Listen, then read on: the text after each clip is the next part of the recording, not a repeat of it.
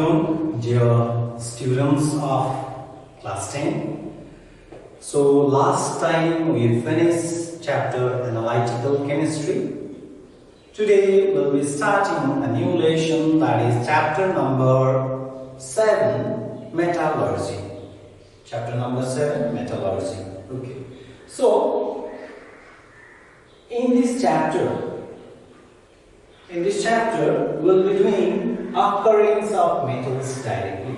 Occurrence of metals. Okay, so the Earth's crust is the biggest source of metals. So from where do we get metals? From where do we get this much of aluminium? All of the houses are going on for the construction purpose. From where do we get iron? For making utensils, from where do we get aluminium? For making this wires, cables and all, from where do we get copper? So all this is coming from Earth's crust. All these metals are coming from Earth's crust. That means Earth's crust is the biggest source of metals. Metals can either occur in their native, that means free state, or in a combined state. So they occur, metals occur in two ways. In the Earth's crust, that means in the form of native state, that is free state, that is natural state, and another in the form of combined state. So which of the metals do you think they are found in native state or free state? Those metals which are less reactive.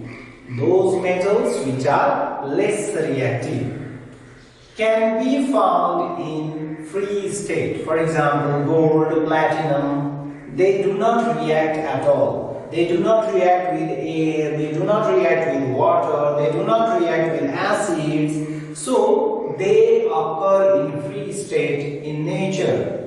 But some of the metals are highly reactive. That is, for example, sodium, potassium, calcium, they are highly reactive metals. So these highly reactive metals, we cannot get them in free state. They are in the form of combined state. Okay, then occurrence of metals can be explained on the basis of activity series. So I said already, the metals which are less reactive and do not react under normal condition with oxygen, water, carbon dioxide and other common reagents occur in native state. Gold and platinum are less reactive metals, so they occur in native state, that is free state. Most of the metals are reactive, so they occur in combined state in the form of their oxides, carbonates, halides, sulfides, sulfates, etc. mixed with mud, clay, sand and stone. So these metals in the earth crust, they are mixed with mud, clay, sand and stone. That means gold is also not in the form that we use in the form of ornaments. They are mixed with mud, clay, sand and stone. So they need to be extracted. They need to be extracted. So they need to be extracted. So from where do we extract metals? Minerals and ores. Minerals and ores. We extract metals from ores. We extract metal from ores. Now what are ores and what is mineral? So minerals, let's see for the first minerals. Minerals are the naturally occurring compounds. They are naturally occurring compounds of metals which are generally mixed with other substances such as soil, mud, sand, silica, limestone rocks, etc. These earthly impurities are called gangue or matrix. So what is gangue or matrix? What are minerals? First of all, minerals are the naturally occurring compounds of metals. Minerals are the naturally occurring compounds of metals which are generally mixed with other substances. That means you can say minerals are the naturally occurring compounds of metals with impurities. And which are these impurities? these impurities can be soil, mud, sand, silica, limestone rocks, etc. And these impurities, these all the impurities present with the minerals are called gangue or matrix. So what is gangue or matrix? What are gangue or matrix? Gangue or matrix are earthly impurities present along with the minerals. So what are minerals then? Minerals are naturally occurring compounds of metals which are generally mixed with other substances, or which are generally mixed with impurities. Okay. Then which are the minerals we can say ores? Which are the minerals we can say ores? For example, there is a mineral. Okay, mineral, and that mineral contains 5% iron. 5% iron. In the investigation, in the research studies, let's say that a mineral is studied and they came to know that okay, 5% of iron is there in that mineral. So can we extract that 5% iron from that particular mineral? Will it be wise enough? No. Because for taking out that 5% of iron, a lot of money will be wasted. A lot of money will get wasted. That means it is not economic. It is not economically benefited. So that means it is a great loss. So we cannot consider this particular mineral as ore of iron. Ore of iron. So that means now you got idea what are ores. Ores are also minerals.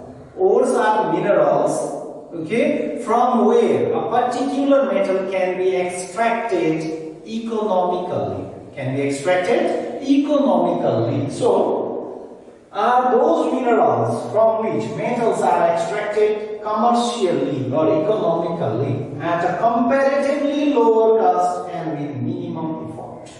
So, those minerals are only ores from where a metal can be extracted at a very lower cost and with very less effort. Otherwise, it is not considered as ore. So, ores are also in that means I can say all ores are minerals, but all minerals are not ores. All minerals are not ores. Okay. So, all minerals are not ores, but all ores are minerals. Okay, let's see here metals and main ores. Okay, so potassium can be extracted commercially at a very comparative cost, at a very low cost and with minimum effort from carnallite. Carnallite, it is a compound, carnallite. And looking at here, I can say this is which type of salt? This is which type of salt? Double salt. Why? Because there are two cations. There are two cations. So salt in which two cations are present or two anions are present are called double salt. So carnallite is a double salt. Potassium chloride, magnesium chloride with 6 molecules of water. That means this is hydrated salt. Hydrated salt. So what are hydrated salts? We have already learned. Hydrated salts are those salts in which water molecule is present in the molecule itself. So integrated water molecule is integrated part of the molecule. So then sodium is extracted from rock salt. NaCl in seawater. So NaCl in seawater, rock salt. Then calcium, limestone, marble, gypsum are some of the ores of calcium. Then magnesium, carnallite itself. That means from carnallite we can get potassium also, and magnesium also commercially we can extract. Then aluminium, bauxite, cryolite, feldspar, mica. So bauxite, Al2O3.2H2O, cryolite, Na3AlF, F6, feldspar, KAlSi3O8, then mica, Si2O10, OH twice. Then zinc can be extracted from zinc blende and calamine. Then iron, red hematite and brown hematite. Red hematite formula is Fe2O3, then brown hematite formula is 2Fe2O3.3H2O. Then lead, galena, lead sulfide. Then copper from copper pyrites, CuFeS2. Then mercury from cinnabar, HgS, mercury sulfide. Then silver from argentite, Ag2S, or from horn silver, AgCl. Insoluble ores are found as rocks. While soluble ones like alkali chloride are washed away by the rains and are found in seawater. So those ores which are insoluble, they are found in the form of rocks. Okay, those ores which are insoluble are found in rocks. Those ores which are soluble, they are found in water. They are found in seawater. So this is that means insoluble ores we can find in rocks, and soluble ores we can find in seawater. So these are the two main sources of metals. Let's see now some of the common ores of aluminium, then zinc, and then iron, which is there in our syllabus. So common ores of aluminium, iron, and zinc. This is there in our syllabus in detail. Now zinc, aluminium, and iron. Main ore of aluminium is bauxite. So which is the main ore of iron? It is bauxite. And what is the chemical formula of bauxite? It is aluminium hydrated aluminium oxide, Al2O3.2S2O, hydrated aluminium oxide. Then bauxite. Then this is the main ore, and if this is not there, if bauxite is not there, that means from bauxite a lot of aluminium can be extracted. Say for example 95% of bauxite contains aluminium only. Then cryolite may contain 90%. Corundum may contain 80%, but then also they are economically benefited. That means these can be extracted from these particular ores commercially at a very competitive cost and this one with less effort. So among these three, this is the best ore for extracting aluminium. That means it will be more beneficial. To extract aluminium from bauxite is more beneficial. Then if bauxite is over, if bauxite is not there, then only we can go for cryolite and corundum. Otherwise, if bauxite is there, then we can go for bauxite only because it is really beneficial. Okay. So this is hydrated aluminium oxide. Then cryolite is sodium aluminium fluoride, formula Na3AlF6. Sodium aluminium fluoride. Then this corundum. Okay, so yes, just this one regarding carbonite, I said it is double salt. No, that is not double salt. That is yes, mixed salt, and this is double. Yeah.